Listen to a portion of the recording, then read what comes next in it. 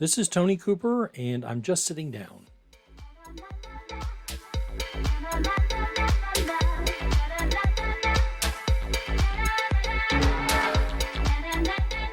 Okay, well, here we go. Okay, so listen, this episode is um, bizarre.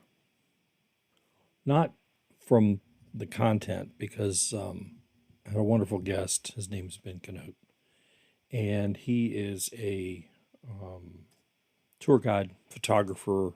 He works for Tropical Birding, which is an organization that sets up birding and birding photography tours all over the world. And he has been a number of places. You'll hear some of that in my interview with him. He's a delightful young man. My wife and I had the opportunity to spend a little over 2 weeks with him on a tour. I think it was 15 days in Costa Rica in February of 2023. And we enjoyed it immensely. There were always a few setbacks. There were, we were in a different country. We traveled. We weren't experienced with travel. And well, just general stuff. I mean, nothing dramatic or major. Nobody went to a hospital. Nobody went to a doctor, anything like that. It was just general stuff. And one of the things that we did is I set up this interview with Ben, well, a while ago. I knew I wanted to talk with him. He was more than willing to accommodate, as I kind of expected, because he's just such a wonderful guy. Really like talking with him. I think you'll enjoy listening to him as well. So, so we set it up on a video teleconferencing software. I won't go into details on names and stuff like that. But I started recording. I recorded my side and I recorded his side. And I had a backup recorder as well that recorded both at the same time. But the software switches between faces, if you will, based on who's talking. Now, it's not 100% accurate, so if I said something like no or yes or whatever, it may not have switched to me, especially if Ben was still talking. And vice versa. If I was still talking and Ben spoke up on something, obviously, it's just going to sit there. So I told you all that to tell you this. This is a ton of editing. We talked for, I'd say, about an hour and 15 minutes. And what I discovered after the fact was that the recorder that was supposed to be recording me was using a different set of software then, at the time that I recorded my interview with Ben. It was not recording on the local camera for some reason, and I don't know why, and I didn't go into a lot of detail. I tried to find, the original recordings. I could not find them. And at this point, it's irrelevant because I've already done something else. So what I did was go back to when I was recording and sort of listen to the dialogue, use some of the transcripts that were automatically created in Premiere Pro, and did essentially what amounts to a voiceover. So some of what you're going to hear is organic. It happened at the moment that I was talking with Ben. You can hear some of the back and forth. It's pretty obvious.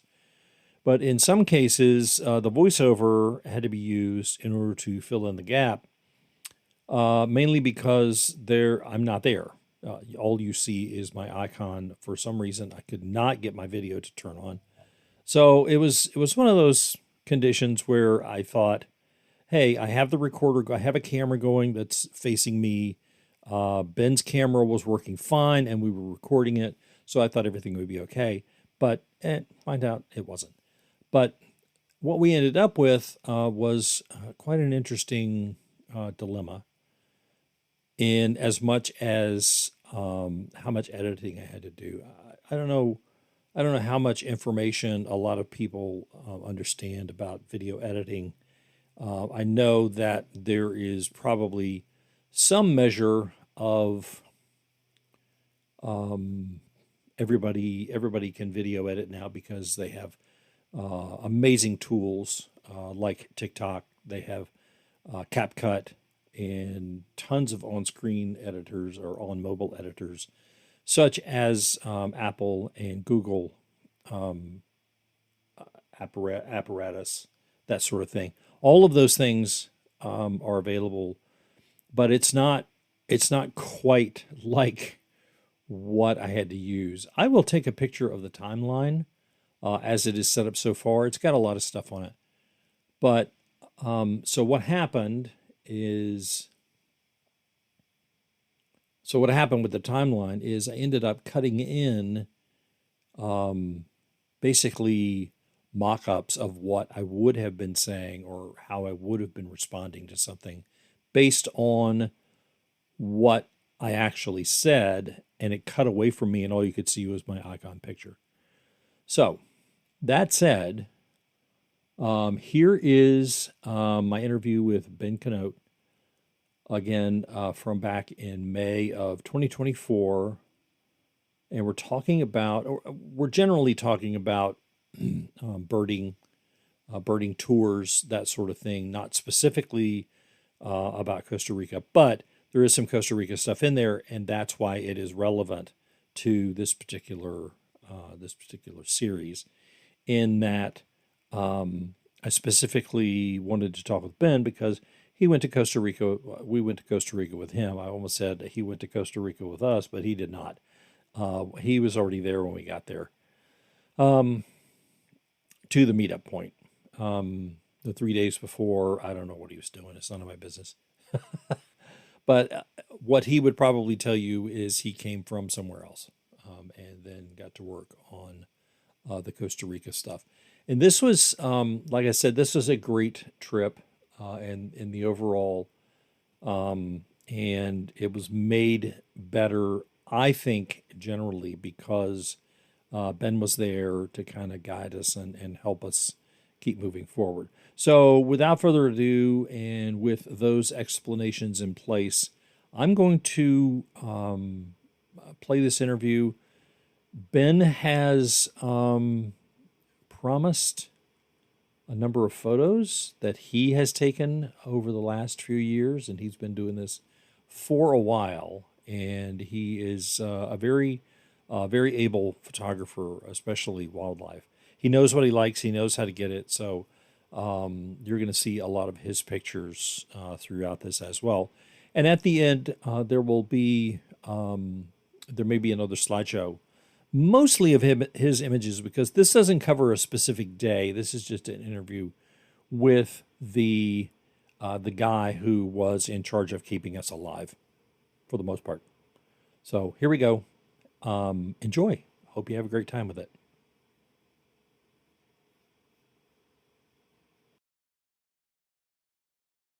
Well, how the hell have you been, sir? Oh man, good, busy, and tired. But I've been really been able to relax for the last week or so. Oh, that's good. Yeah, but since That about January 12th, I've done five near as makes no difference back-to-back tours since January 12th. There's like I did right. the math at one point, and the numbers are not exact because I've kind of forgotten them. But there's like 112 days or something in between January 12th and May 6th when I finally got home from Taiwan, and I worked about 96 of those, I think, or something like that. 93 of those. Some it was some number to where in between, those five tours, I think I had a total of about 20 25, 26, 27 days, something like that of rest. And Wow. yeah, usually it was, coming home and recovering from the travel for a few days and then having maybe 3 or 4 days and then off again. And then Right. sometimes there was no recovery time at all. So like Tanzania, I did Tanzania and then right to Taiwan. If I when I came back from which one was it? I think yeah, when I came back from Trinidad and Tobago, I had 2 days. So I basically just landed at the airport, came home, had a weekend with my parents, and then went off to Costa Rica. Uh, so yeah, I mean, it was just yeah, it was constant, which was a lot of fun, and obviously I'm extremely privileged and can't complain that much. But it's No, tiring, no. it's tiring. So it's Yeah. yeah, it's nice to. I got home. Yeah, I got home on May 6th from Taiwan, and I've just been not relaxing actually because I have a lot of office and I have a lot of Yeah, administrative work to do. So I've sure. been doing that kind of stuff, but I've been able to get back to the gym and back to pickleball and back to my family and friends and that kind of stuff. So stuff that I enjoy doing That's on home. And that's kind of what it is to keep that work and life balance. Absolutely. Is it it's an 8 to 5 if you're in an 8 to 5 job. Working life balance is maybe a little less challenging, but if you are, jetting around the world and spending, 2, 3, 4 weeks at a time with a group of people, and then go right into another one right after that, on and on and on. you know, Yeah, yeah, exactly. That is something uh, that I do strive for is a work-life balance. sure. So it's all good data and all good learning and all that kind of stuff. And Yeah. it's, yeah, but it was fun. Like I said, it's Sure. nothing I can complain about really. That's Yeah, well, yeah. I mean, if you start complaining, it might be time to change. I mean, No, no, exactly, exactly. And no, I'm not complaining. No. Just simply realizing that basically five back-to-back tours is maybe just a little bit uh too much to do a lot. You know what I'm talking about? So Yeah. it's change. So do the 5, have some days, have some week off, and then maybe do 2.5 or 2 and have a week off, maybe do 3, have a couple of weeks or whatever. Yeah, I like it. Yeah, I do. I understand. I don't necessarily empathize simply because I can't possibly imagine, right? The amount of not the amount of work that goes into it, because it's obvious that it's a lot that is preceded. So you put a lot of the effort into making sure that everything goes well, because where you're staying, for the most part, who's going to be there, and any kind of food things that need to be taken care of, and that kind of thing. And so and we're all the best places to hang out and watch birds. But in a lot of that, from your perspective, since a lot of that is predetermined, you have just to deal with the things that come up, which I'm sure are not infrequent. Because if it was like when it was like our group, I think the average age for the group that you took to Costa Rica with us was probably like 70 or so. uh yeah, roughly. I mean, it varies so much. I think the average age roughly for our tropical birding clients is I think it's like roughly 65, 64, something that kind of Hmm. Hmm. mid 60s. We're actually a company with a lower average age group than most other companies. Hmm. Um, and you always get these outliers that kind of skew things. So like for instance in Tanzania, um, actually had all in all, it was a fairly young, it was on the younger side, a group on the younger side. But then we Hmm. had one 85-year-old. So it was like, so, we had these kind of mid 60s, high 60s, and then bam, an 85-year-old. So it just brought the Yeah, average. Yeah. So I mean, if you take out the random outliers, like sometimes that you do in statistics, sure. yeah, we have generally a very not a very, I mean, just a slightly younger average age in tropical birding. But honestly, I mean, Sure. the 85-year-old was lovely. He was a lovely guy, and he had a great time, Oh and yeah. yeah, and it's just fun. So it doesn't matter Yeah. too much to us. And It just it's the and 85 it's acted not like he was 60. And as a participant myself, I don't think anybody who's taking a tour who hasn't been to one already, and everybody else who was in our group, they had the advantage of having previously been on a tour of some kind, right? I think, what was his name? Bob, not Bob, the older couple. I don't remember. Don. Don, that's it. Yeah, it was Barbara. Yeah. And they were retired educators, and I mean, it wasn't until maybe the end of the second week that it started getting used to the fact that, you know, he's deadly serious about this stuff. The other couple, they just seemed to be more in it for the competitive aspect. Just I need to get pictures because this is amazing. Oh my God, kind of thing, you know? Right. So Susan and her that's partner. right. Yeah. That's right. Susan. Yeah. Okay, yeah. Yeah. Or one They were sister. into it. They were into it mostly so because they were just trying to But capture birds of wherever course. they could find them, basically. Hmm. And yeah, Don and Barbara. Don, Barbara, bless her, didn't take that many pictures. Barbara's really there as a, a technical Support system. Yeah, exactly, an Yeah. assistant basically.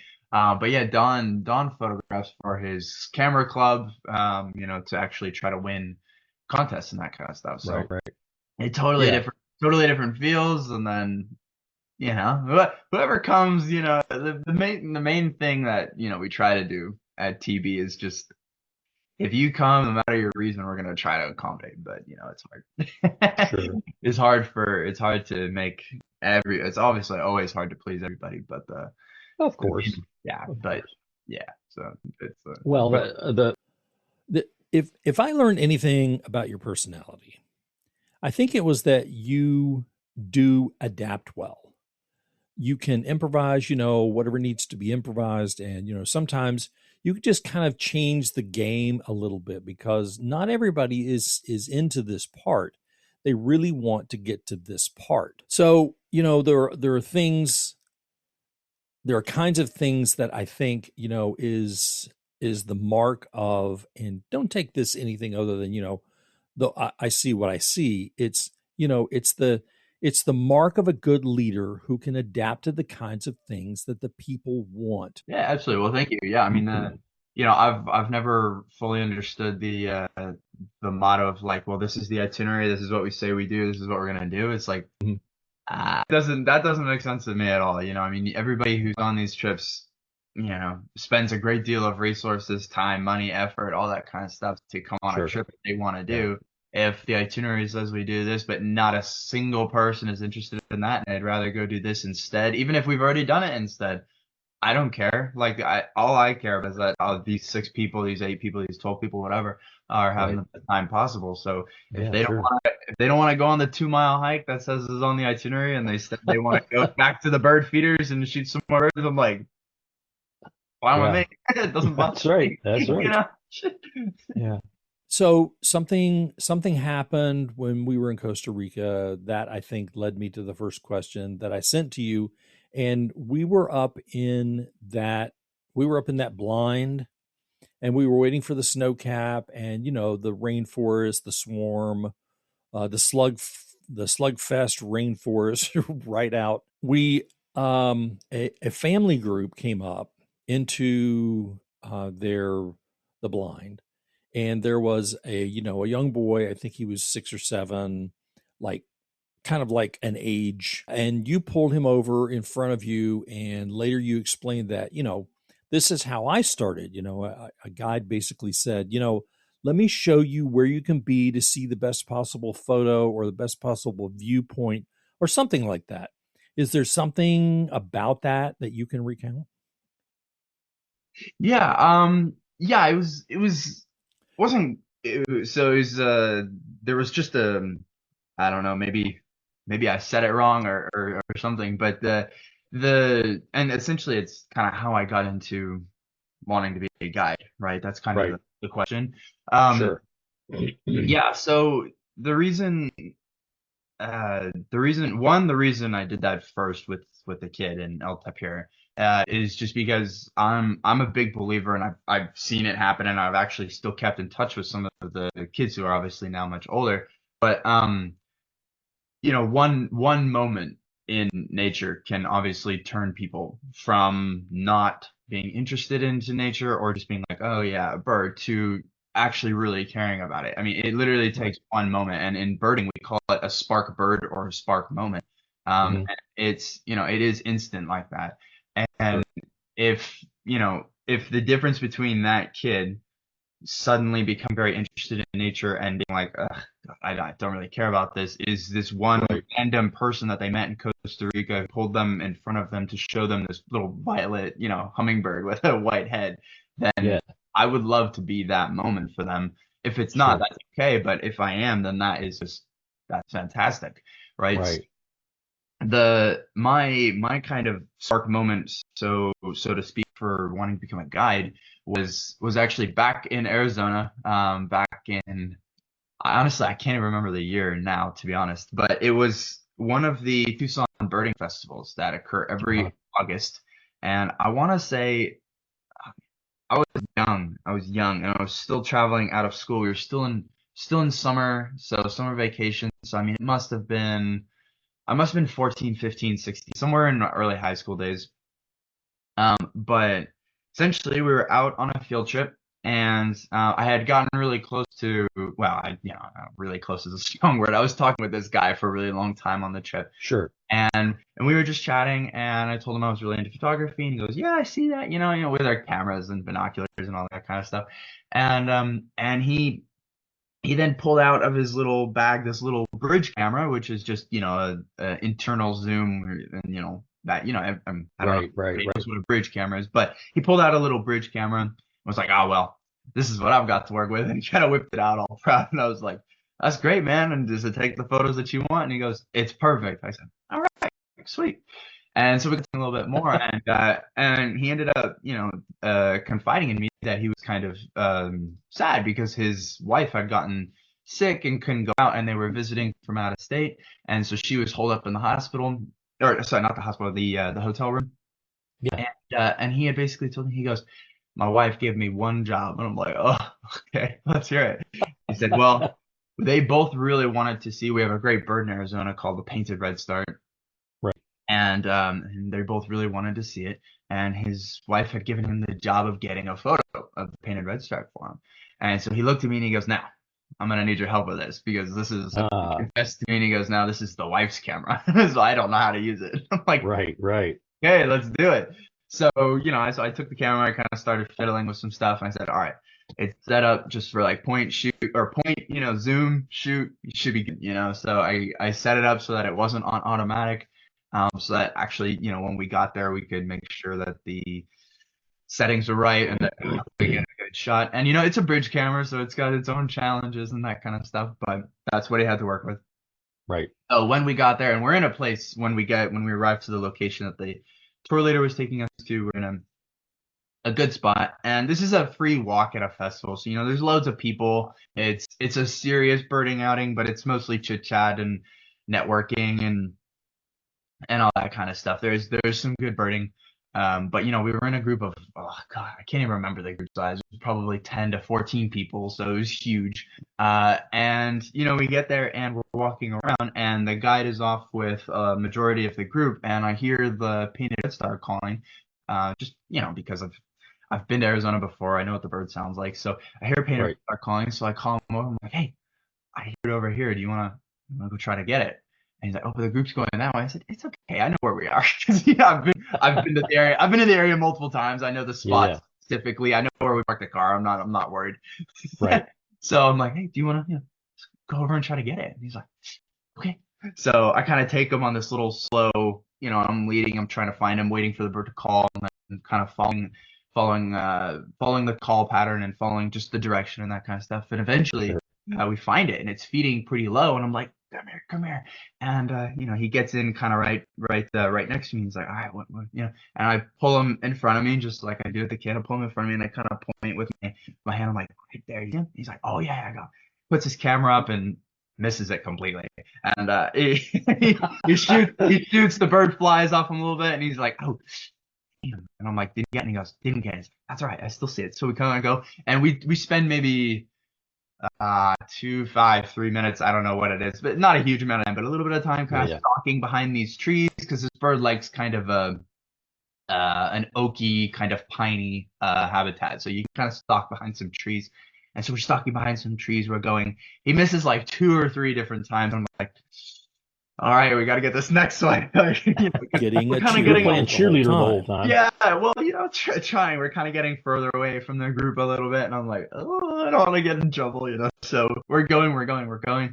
Finally, the bird catches an insect. So I'm like, oh God. So and it catches an insect.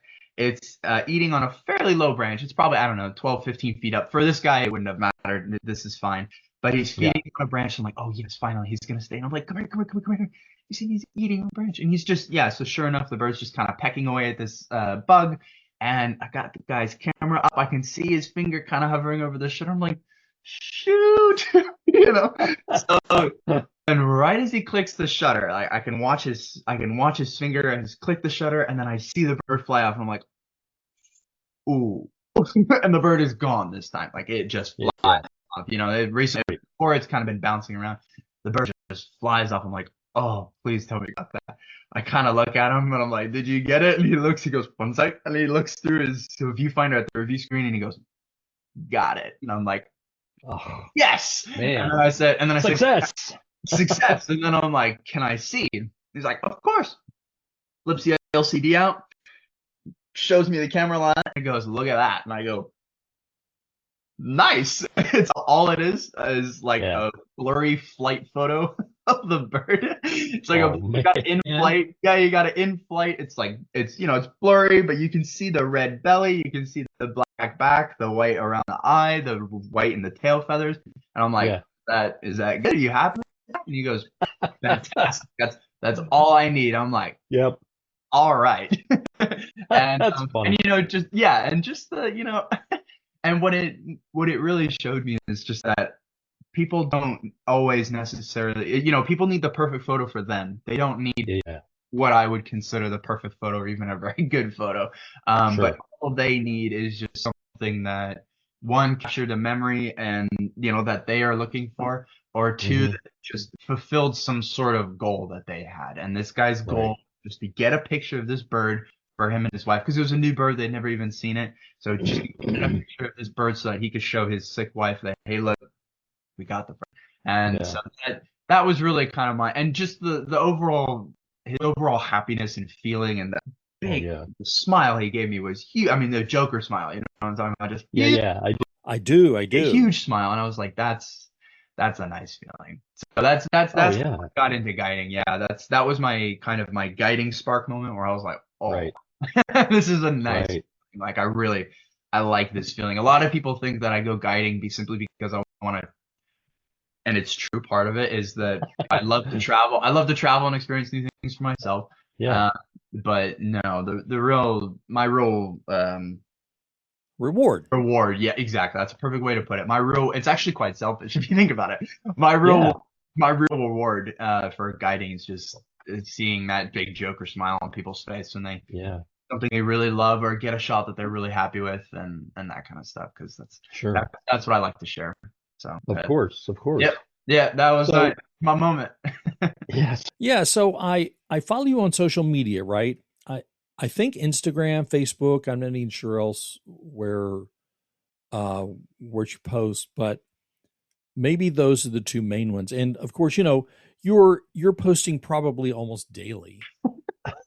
Yeah, I'm just too tired. I'm too tired, or the internet doesn't work, or if I'm I was trying to post a little bit when I was in Taiwan, but the time difference was so dramatic that the unfortunate bit with social media is just that you have your high points essentially in social media. So like for me, anytime between 10 a.m. and noon, my time is a really good time for my engagement.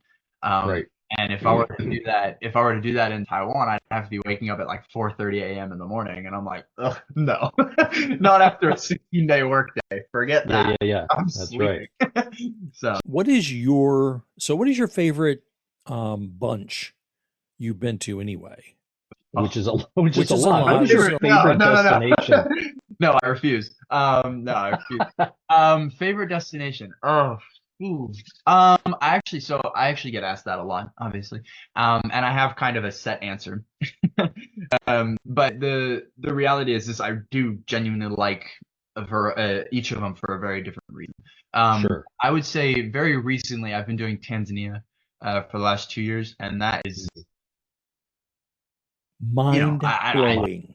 yeah, it's tough to put into words how many opportunities that country gives you, bird wise, photography wise, animal wise. I mean, this last trip, I don't know if you saw it, but I put it on Facebook yesterday. But this last trip, we had 5 cats on our trip, which is just insane. I mean, Oh, okay. yeah, we had lion, African, wildcat, serval, cheetah, and leopard. I mean, it's just like, wow, it's crazy. Combine that with 522 species of birds in 3 weeks, and it's just like, how do you? I mean, I don't know how you quantify that, and also just the experience. I mean, there was a moment when I think everybody was standing up. So we have these really cool pop top Land Rovers and Yeah. or Land Cruisers, sorry, and they hold 6 in the back, 1 in the front. And there was a moment where everyone was standing up. It was probably like 72, 73 degrees, sunny with a little bit of clouds, but the sun was coming down. There was these huge baobab trees in the middle of the savannah, and everyone just had this cheeky little grin on their face because they were like, "Wow, we're in Africa." You know what I'm talking about? Yeah, right, And right. for Americans, being in Africa is really really exciting, right? I mean, Sure. it's really really cool, and probably for everybody being in Africa is very exciting. But the kind of for a wildlife enthusiast in the U.S., speaking for all Americans, which I can't do, but you know what I mean. But it is a destination.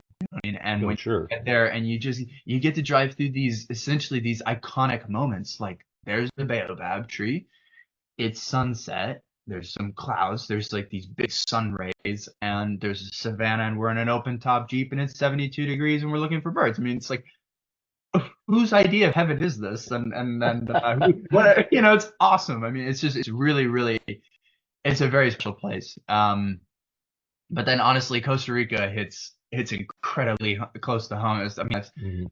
geez, I mean, I think I've done, including the one I ran this year, I think I've done 8 tours there now, and Yeah. it's so special. I mean, you were there. The bird opportunity was just constant. I mean, it's just Oh bam, God, yeah. bam, Yeah. bam, bam. It's just beautiful, and the scenery is lovely. The people are lovely. The food's great. So it's a really tough one. I would say if somebody said, and then you've got Australia, which is, oh God, Australia's just so. But I would say if somebody told me right now, like, gun to head, pick a favorite, um, probably right now I'm really loving the Tanzania trip. Yeah, it sounds like there's a lot more opportunity and the diversity alone. I mean, and yeah, we we did see some non-birds when we were in Costa Rica, but the diversity of wildlife in Tanzania, I'm sure is a reason just to go, not necessarily with a camera or with other people, but to go and say, "Oh my God, look at this," you know? Oh, Oh yeah, yeah, kind of thing. absolutely. Yeah, I mean this last trip I was on was actually, it was a birding tour, and we had 2 people who showed up without a camera. And they were just using their cell phone. And when you have 64, we had 64 other animals on our list, and 50, was it 52? Yeah, 52 of those were mammals. 52 mammals on a trip Wow. is a lot. It may not sound like a huge number, especially when you put it next to birds, which was, like above 500, Right. but 52 mammals, if you think about just 52 mammals, you think, okay, that's going to take me a while to list off 52 mammals. Yeah. And it's a lot. It's incredible. I'm Like sure it is. the diversity is insane, insane, and the people are lovely. I mean, absolutely lovely. So it's a tough place to beat, I would say. So yeah, gun to head, Tanzania. Tanzania, that'd be my favorite. And that's completely fine with me. I have nowhere I want to be, want to go, I mean, but not this. Oh yeah, oh yeah, no, yeah, and it won't be soon. There won't be soon. I mean, not this year. What I mean, so I've got to be. I mean, we teach you a little right, bit right. It about was it the And external when and we people were battle. got there, but you were using Olympus equipment, and only because everybody else was Sony or Canon. I don't think that a lot of people are aware of just how big a contender Olympus is in the photography world. I mean, they're pretty big. I would put them easily at number 3 in, available to their own brand kind of thing. I would put, Sony ahead of that and Nikon ahead of that. But I would easily put Canon below Olympus in the range of available equipment and the support. So, of what is your feeling about using Olympus over something else? Right. Yeah. Yeah. I can't. That's a very interesting thought. I never thought about where they are in terms of availability and support. So I can't. I don't know anything really kind of on those numbers. But the amazing thing that I've really come to love about Olympus, honestly, is just this idea that you can get these professional grade qualities, sorry, professional qualities, professional grade photos, you know, easily on par with Nikon, Canon, and Sony and Panasonic and Sure. all the other companies, very much on par with them. But you get it in this tiny little package. You get it in this tiny little package that weighs almost nothing, and that, especially when you compare it to its competitors and the other on the other brands, extremely inexpensive. I mean, my setup, which is the kind of the maxed out pro setup for Olympus, Right. it's max price, including like batteries and cards. I mean, its max price is going to be about $11,000. I mean, that's Wow. just mad considering you can't even, for the equivalent in Canon, Nikon, Sony, whatever, you can't even get the lens that you're looking for that much. I mean, and let Yeah. alone the body and then all the accessories you need. Sure. And, and that stuff is gonna weigh, anywhere from 8 to 10 pounds probably total, when Right. you all set. My entire setup is, 6.2 pounds. I mean, it's Right. cool. And like I said, you get very, very comparable image quality. There's definitely a loss in quality at the far end, just because that's how the sensors work. It's a smaller Sure. sensor. But I think one of the really cool things about Olympus is just their whole motto with get outside and connect with nature and that kind of stuff. It's no real different, I think, than the other big companies. But the Olympus, they promote it, and like you said, they feed it, and they are there to support that. Whereas I don't see that too much with the big brands. You know what I mean? Or Yeah. with the Canons and the Nikons and the Sonys and that kind of thing. So Right. I find that very encouraging with Olympus as well. And the other thing that it's funny, I have a love hate about this part with Olympus, is that they are constantly innovating and they're constantly trying to come up with new ideas and make their camera more powerful. Um, and that's always really fun to see, because they're always thinking, okay, what does the next generation of photographer need? What's the next niche of bird photography need? That kind of stuff. And that's Right. that's really, really cool. And of course, I'm not plugged into the Canon and the Nikon or the Sony ambassador Right. kind of realm. So I'm sure they do something like that as well. But definitely most people, when I tell them I shoot Olympus, they're like, oh, okay. And actually, sorry, it's actually OM system now, not Right. Olympus, because of the change. But Right. I don't, oh yeah, I shoot with OM system. They're like, oh, okay. And they kind of brush it off a little bit, and then they see Yeah. and they're like, you took all this with OM, and I'm like, yeah, like Right. it is good. Like, it is actually, this system is a very good system for bird photography, and like any system, you just need to know how to use it. That's all. Oh, sure. Of Yeah, course. it's just Of course. figuring out what works for you, figuring out how to shoot with it. But yeah, I find I get a lot of I do some teaching for OM as well, and I get Right.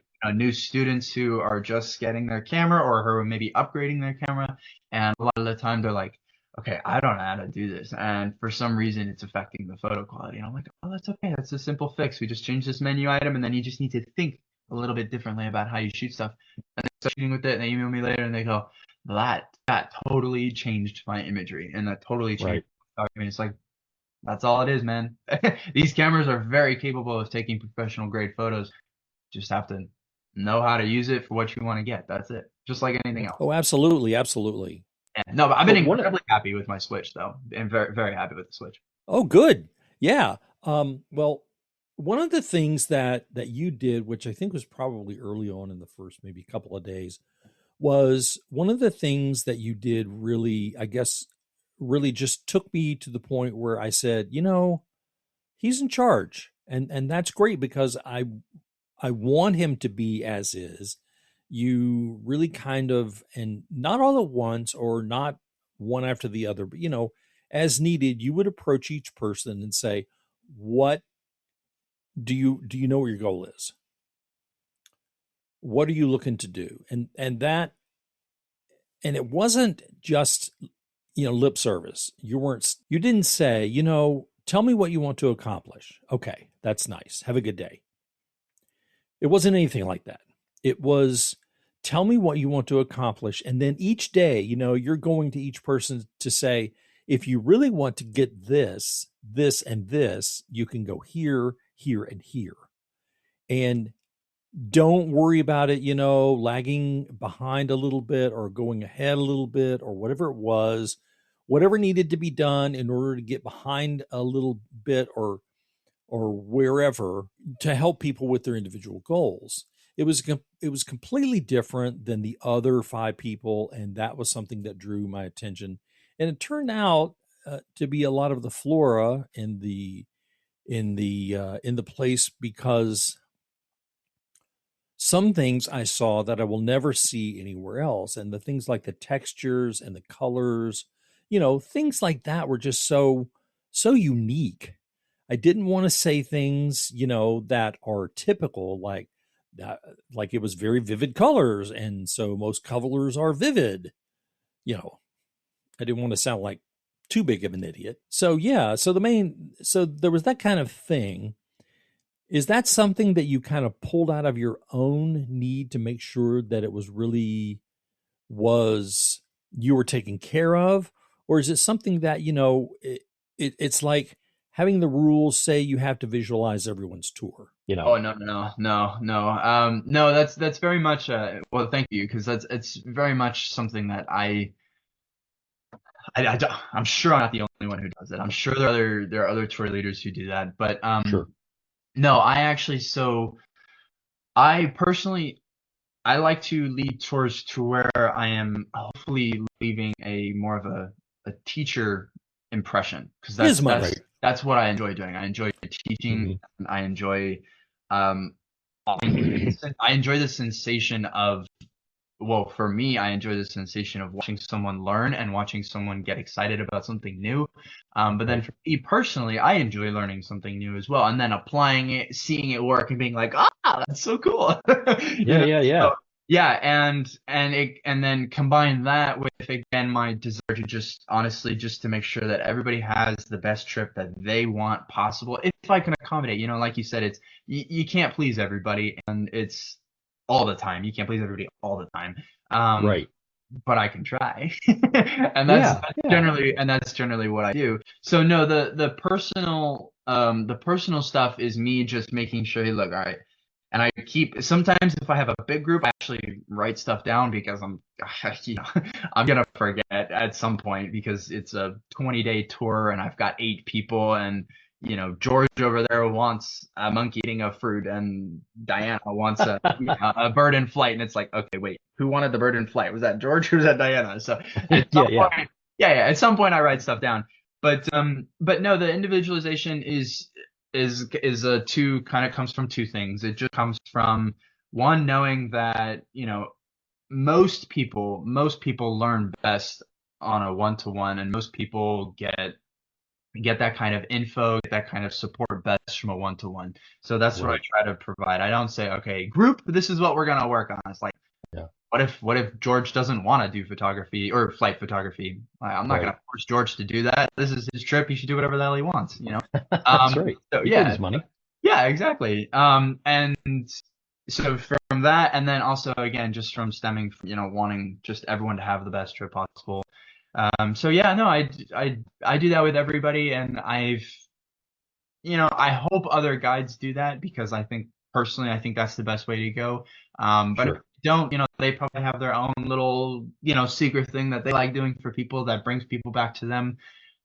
But no, that's something that I've been doing since I started, just because I truly believe that is the best way.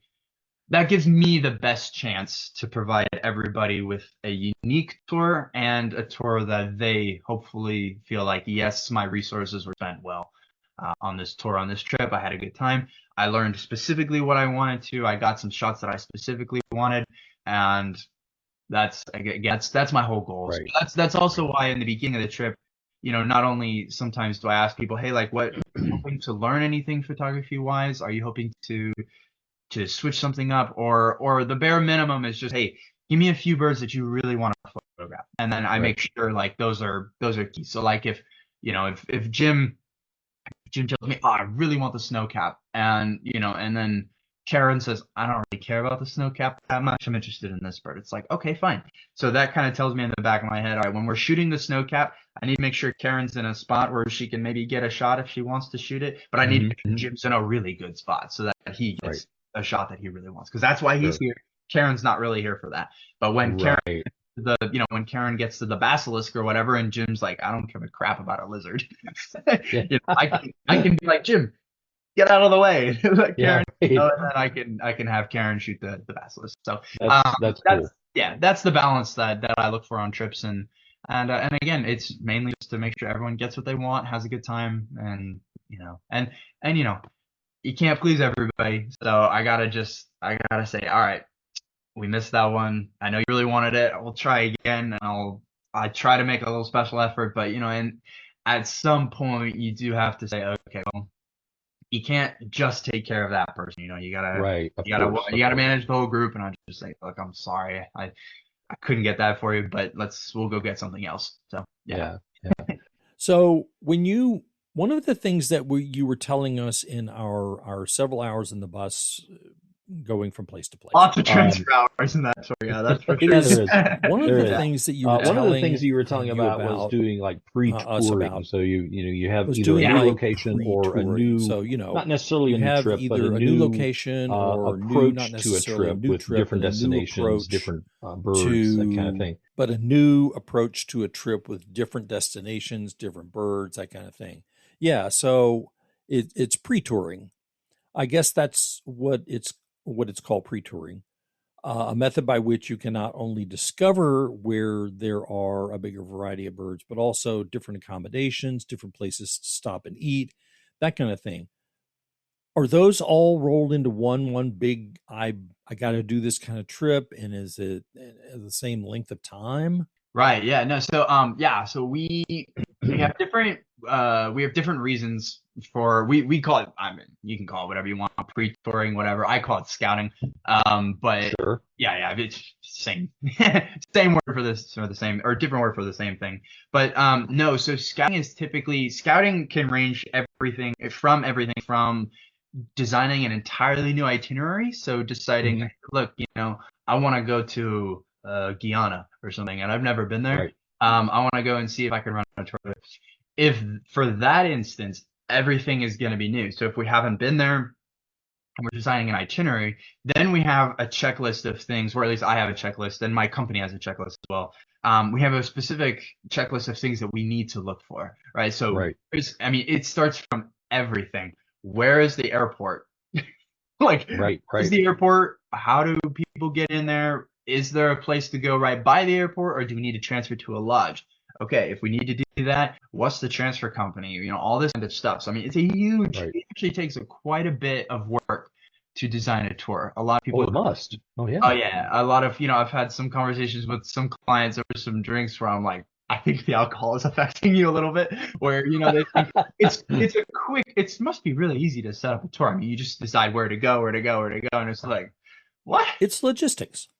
Logistics are, it's just one by very nature. Exactly. Of so what logistically speaking, setting up a tour from scratch is very difficult. So that usually, if we're gonna say say I want to do Guyana, we'll just stick with Guyana. If I want to do Guyana and I think I want to run a 12-day tour there, I'm running that tour from start to finish on my scouting trip. So exactly where I'd be staying, exactly what restaurants I'd be eating at, and exactly where I'd be going for the birds. Because I don't know, for the next year, I don't know alternatives too well. So I'll pick out a few alternatives that I kind of just see around. So like if I just had lunch, for instance, and I'm driving and I see another spot, I'll pull over real quick and I'll mark it on my map. We have a map that we share with restaurants, hotels, birding locations, places not to go, that kind of stuff.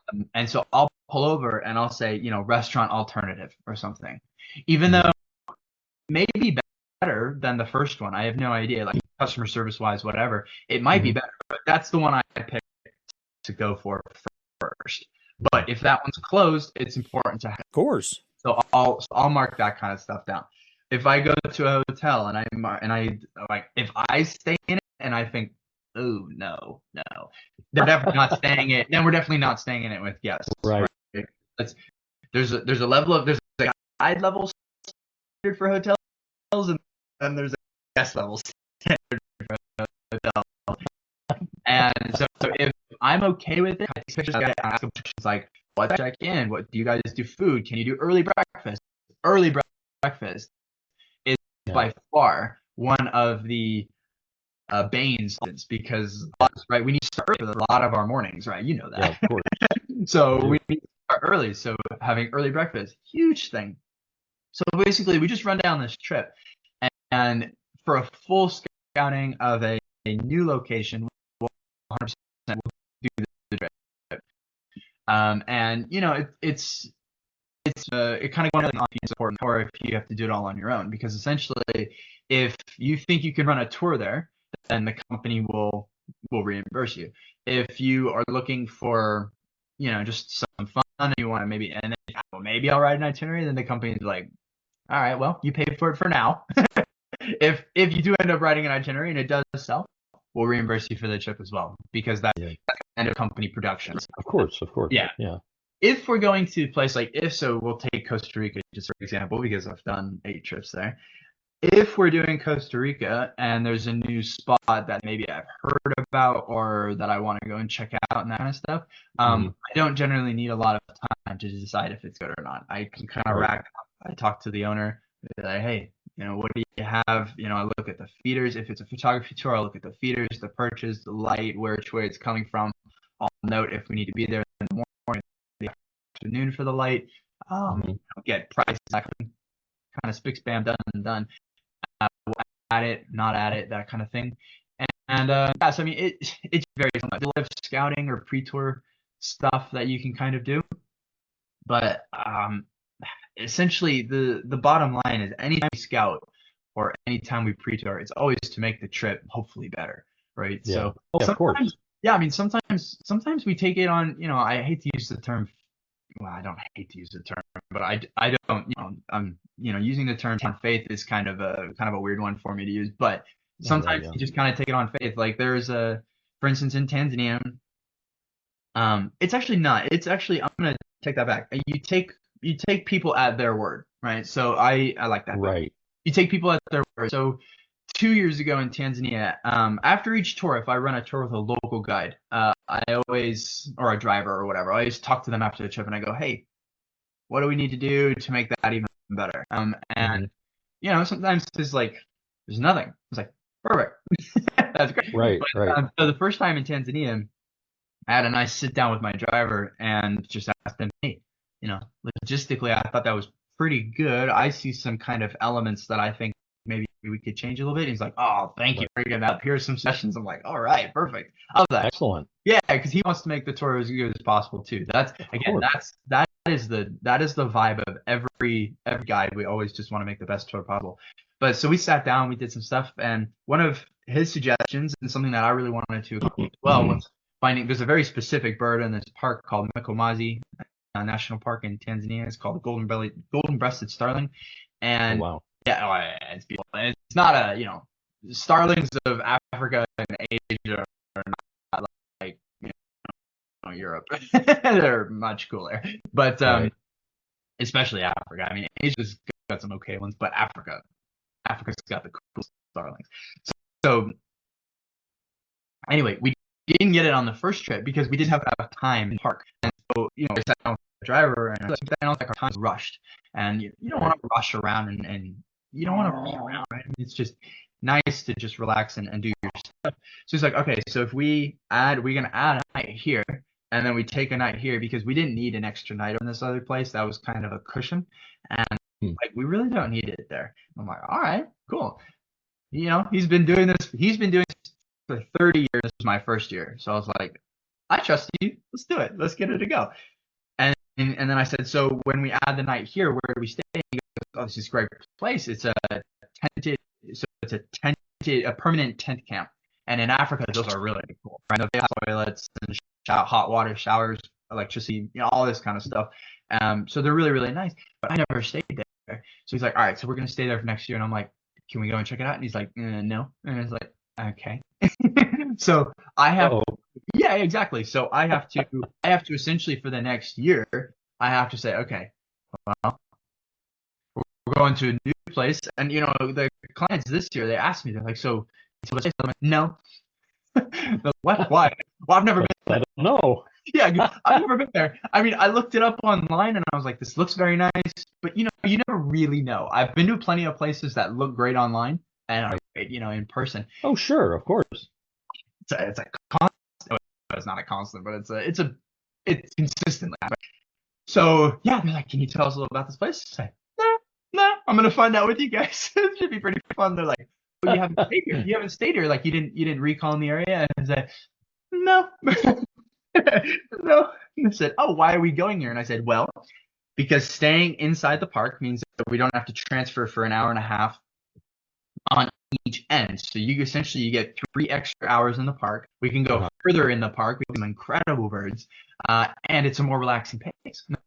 That sounds cool. And I said, I know, it sounds cool, but let's see how it goes.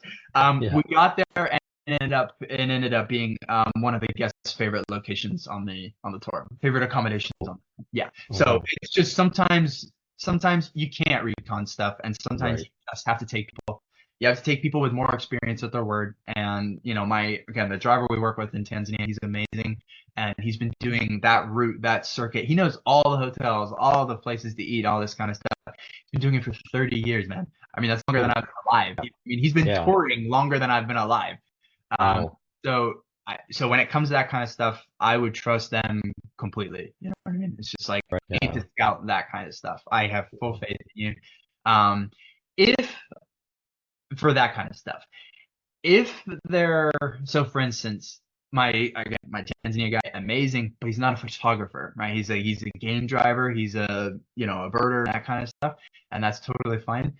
If I need something photography wise, then it kind of depends on who's talking, right? So if I tell who I'm talking to is a good photographer, or at least knows what they're doing, thinking about lighting, composition, and all that kind of stuff, I'm more likely to take them at their word. But even still, I find that I need to scout that kind of stuff. So if it's a photo of something, I almost always scout it. So for instance, you asked kind of a few days and that kind of stuff. I run a tour up in Washington. I think we had talked about that one at some point. But I think so. Yeah, I run a breeding birds tour up in Washington. And with breeding birds, one of the big things that we focused on are like woodpecker nests and bluebird nests and that kind of stuff.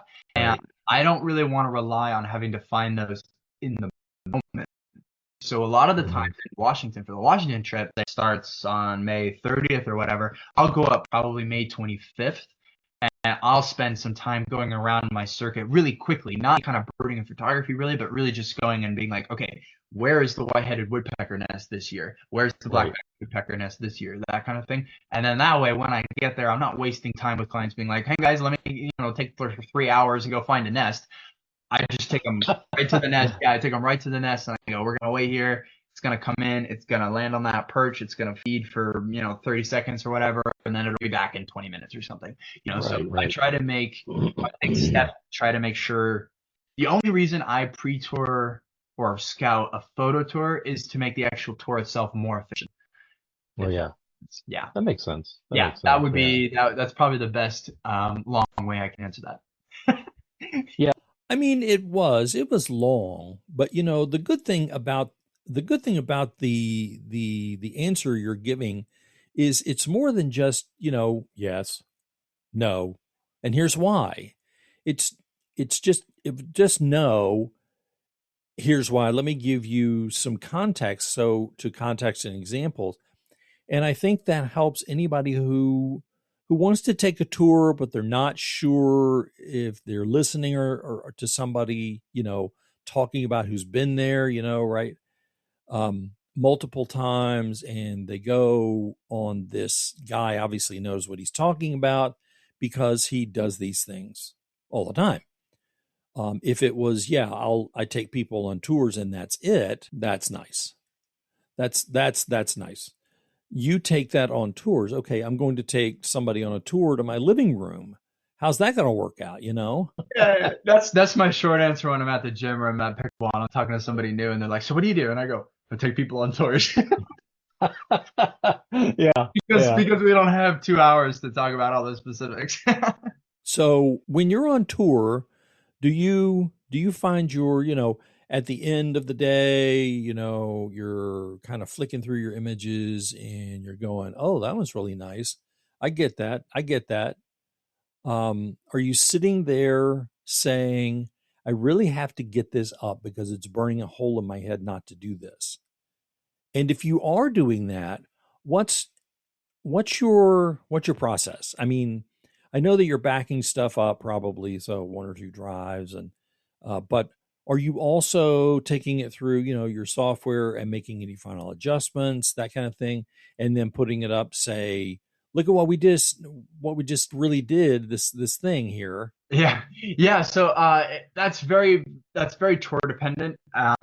Just because some tours some tours just wipe me out more at the end of the day than others do. So Sure. yeah, like Australia is one where I would love to post, every day on social media and just be like, check out the ferry run we just saw, but the reality is in Australia we're up at 5 to bed at 10, and I've been driving the whole day going Yeah. and just don't have the energy, you know. Right. I have the energy. I do need to save it because the next day is up at 5, bed at 10, driving. The next day up at 5, maybe no driving that day, but you're still to bed at 10, So I mean, it's a lot of stuff.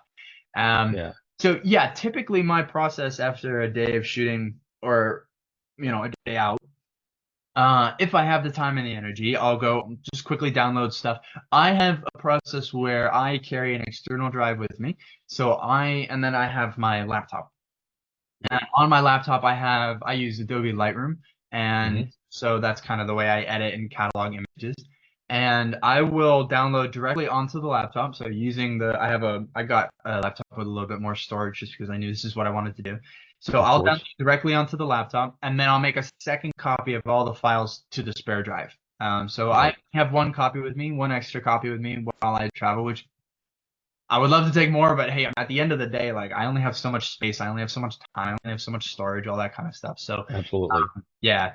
And what I'll do if I have the time and the energy is I will then go through the day's photos, and I've been photographing now for about 20 years, and so I'm quite fast and I'm quite ruthless with my culling.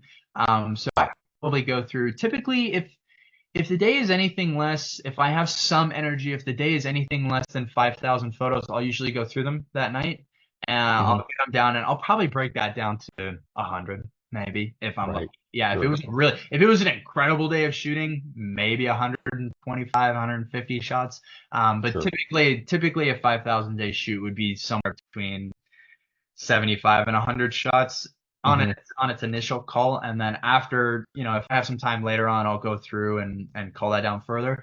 But if I know I have a shot in there that I'm really excited about, Tony, I will go in and edit it right away. Of course. I mean, you freaking have to, You have to, 100%. You have to. So I'll go in and do that. And then depending on if it lines up with my social media times, then yeah, I'll post it maybe that day if it lines up, or maybe the next day if I have some time. But it rarely, you'll almost never see a post coming from me on social media. I do it occasionally, but during a tour, and that's mainly because one, like, first off, I'm not on tour to post on social media. I'm on tour to tour the guests around. So I don't take time off just to go and post on social media. Also, even if we're at lunch or something, I'm still engaging with people and we're talking or whatever. And not everybody likes to talk all the time. So there's definitely some silence. Don't get me wrong. But it's really tough to time a social media post with Basically, it would have to be before we get started in the morning or when we get back at night. Because Right. there's not too much time off. If we have time off during the day, like if it's a photo tour in a very hot place, so for instance, like Arizona, my photo tours in Arizona, we have it happens in June, because that's just when all the birds are, all the Mexican breeders are here. So late June, Right. early July, that time frame. We take the middle part of the day off for obvious reasons. It's 100 degrees out, nothing is singing.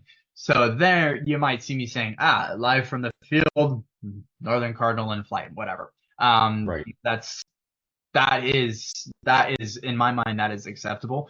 But it's very challenging to post on the daily. Oh, I know. It must be, yeah, it's kind of like, me. I spent, 40 years of my career, photographing people. I can't imagine, right in the middle of session, like I'm going to post this on social media. Can you hold on? I have a coffee break. What? What did you say? So, Exactly. yeah. Birds and holding on to tolerate it for so long, and lots of other things going on. Exactly. So yeah, it's a fairly simple process. Each day is just come back, download images. If you have some time, go through them. If not, put the card back in the camera, format it, set it to charge, go to sleep. Yep. That's the strategy, really, is sleep as much as possible. If there's any young guides, if there's any young or new guides who are listening to this, that's my hot tip for you: get as much sleep as you can. Yeah. Seriously. So you've been doing this with tropical birding for how long? This is gonna be my 6th year with them. So come when November, November will be my 6th year. Yeah. Cool. Do you have any feedback on them, either as a company or that just kind of vibe or feel that you get, the kind of support you get, that kind of thing? Yeah. Oh no, it's been an absolute ride so far. It's there was obviously a really tough period for COVID. Oh God, yeah. Our industry went from this to straight down. Oh yeah. Right. I mean, we were, I think every tour company was riding this amazing wave right before COVID. Just seemed like people were traveling everywhere, and all of us were busy all the time, and then just I mean, it didn't even like slow descent, right? I mean, it went stop, hit a wall, and then turned, and then went straight down. It was it was mad. But this company, through all of that, this company was so supportive to all their guides, was incredible. I mean, Keith, Ian, Christina, Desiree, all of our bosses, all of our top tier employees is the wrong word, but top tier management, they were checking in on guides daily. I mean, I remember I talked to Ian one time. Ian was like, "Yep, no, when I'm done with you, I'm gonna go call."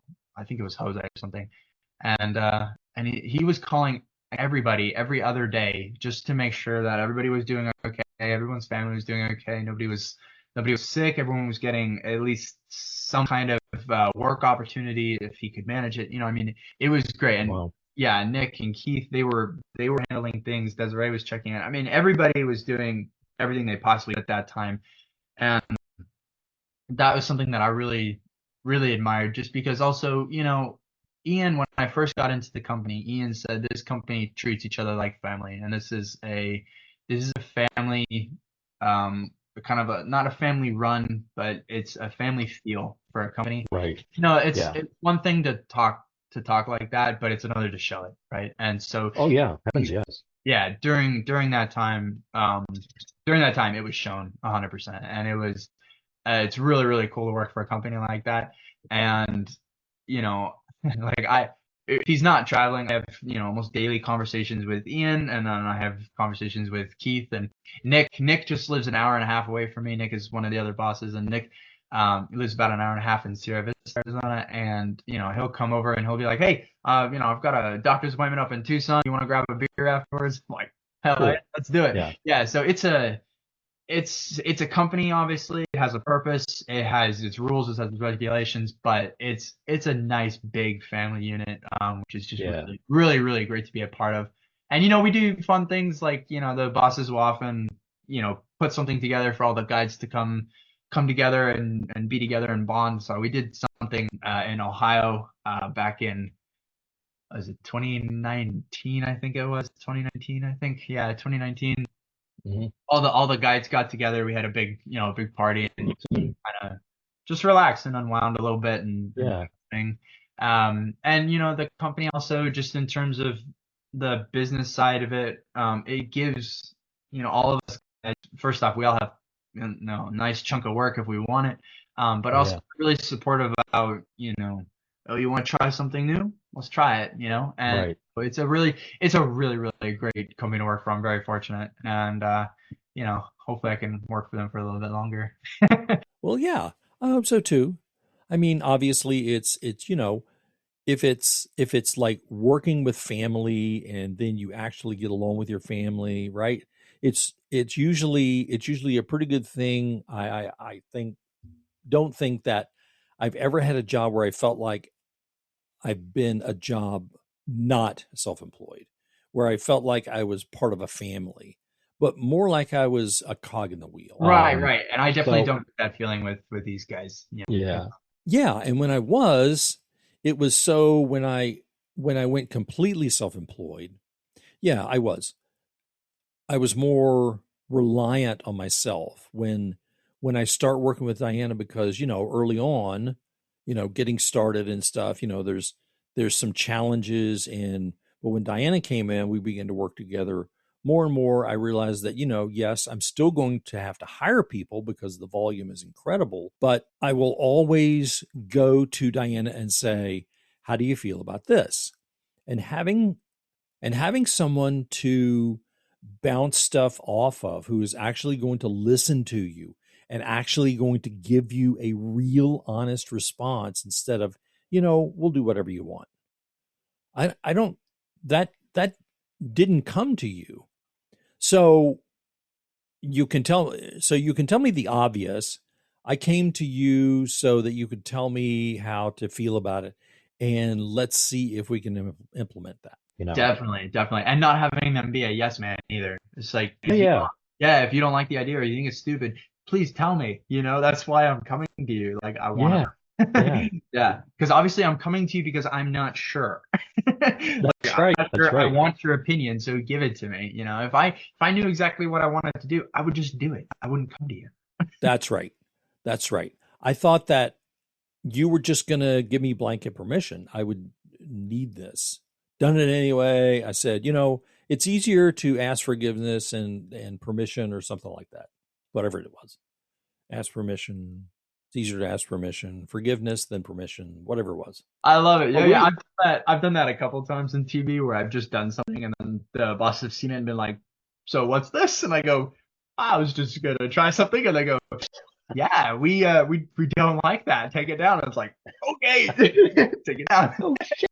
But I was like, try it anyway, because I was sure I would get it, so I was just like, as long as it doesn't hurt the company in any way, which it didn't. Right.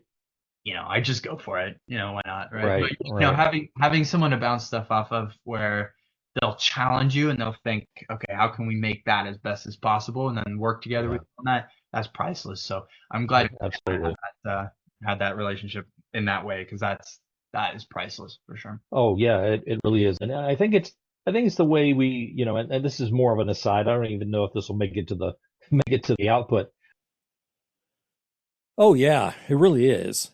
And yeah, I think it's the way we, this is more of an aside. I don't even know if this will make it to the output, but that's really kind of how we are in our marriage as well. If something comes up, a challenge of some kind comes up, where we're not sitting there saying, well, I'll make the decision that because I'm the man, or she'll make the decision on that because, it's either related to her family or something like that. We talk about it. And that's the thing. I think that's been the best way to make decisions with your family, is to talk about everything, because God knows I don't know, I know 1% of everything that this person has been through, despite the fact that we've been married for over 30 years, or we've been together for over 30 years, I still want to find out if there's something else that you can tell me about this particular thing. And I also think that that goes to a lot, not keeping the peace. I don't think that's a fair assessment of it. It's more like, you do these things because you want to learn or you want to grow. And if you're going to learn and grow in a relationship, whether it's you're married, or whether it's a relationship with your company or a relationship with your neighborhood, that kind of thing. If you don't ask questions, if you don't get involved, then you're going to end up with something that maybe you didn't want to begin with. It's not that great, Absolutely. Well, you plateau as well. It's terrible. Yeah, you plateau in your thinking, and it's not good. Not good. No. Okay, so we're down to the end here of my questions. And I really, first of all, just want to thank you for your amazing willingness to go on here and recount and laugh and carry on and just be the same guy that I remember sitting in the front of the bus, looking back from time to time, saying, "You guys all right? Everybody, everybody okay?" And then flipping you off. Yeah. Like, leave me alone. Yeah, we're okay. Yeah, of course. Right. Yeah, and so recovery from COVID must be, I mean, it's still going on for a lot of industries, in the tour industry, I'm sure, is not. It's been fun. This kind of stuff is always fun. So anytime, and I love chatting with you. So it's all good. That's Sure. That is no problem, man.